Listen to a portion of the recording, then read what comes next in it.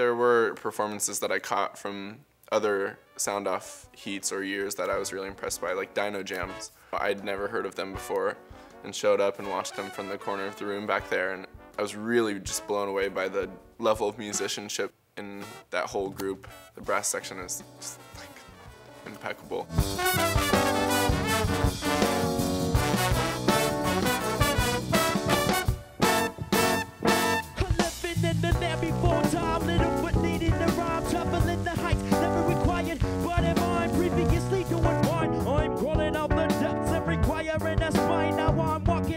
The very best was calling the bands who had been chosen as semi-finalists, and there was always lots of screaming and, you know, presumably jumping up and down on the other end of the line. There was one time that I called the band and the band wasn't there, but I got hold of their mother, and I think the mother freaked out more than any of the kids would have. And it was a really profound reaction that I can't say what she said, it was not appropriate, but she was very proud of her kids. It was awesome. When we found out that we got into Sound Off 2010, I was riding the bus home from school, and I walked into my grandma's house, fresh cookie smell.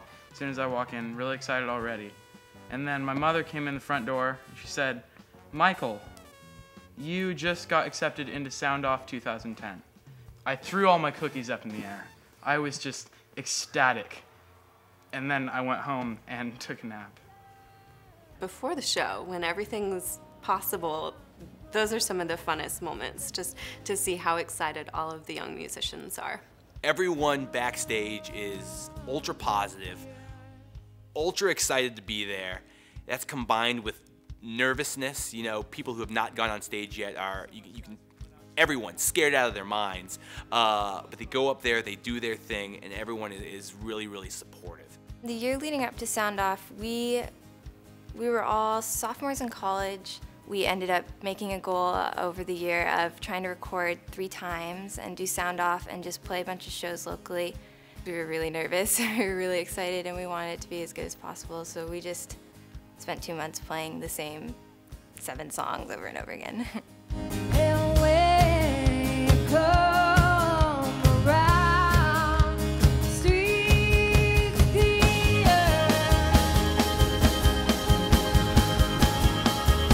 When Sound Off started out, it was perhaps a little bit more guitar, bass, drum, vocal oriented. I think they make a very concerted effort, especially the last couple of years, of finding different artists from different genres doing their thing. I feel like they do a very good job of plucking kind of the best from each of those communities. Like, we'll take this from the hip-hop world, this from the singer-songwriter world, this from the indie rock world, and those are the semi-finalists. I remember one year we had a really eclectic lineup. We had Kids Get Hit by Buses. We had Cyrus Fell Down. And there was a group called Raspy and the Vigilantes. Saul, who's a hip-hop artist. I was the last person to perform, and I had to sit through, you know, the shows for all the 3 other bands, and they all killed it. They were amazing, and I really didn't think that I was gonna win, but I went up there, and I remember right before I went on stage, I was like, screw it, I'm just gonna go all out. Let me take you on a ride, homie. We be cruising on a ride, take you to the... And a bunch of kids who had never been to a rap show just embraced me. I really like Whitney Flynn, Hooves and Beak. I think her voice just sounded amazing at Sound Off, just the big sound and how stark and clean her music is with just her and the harp. Candle white, tender and complacent, you want in, but I can never be that girl again.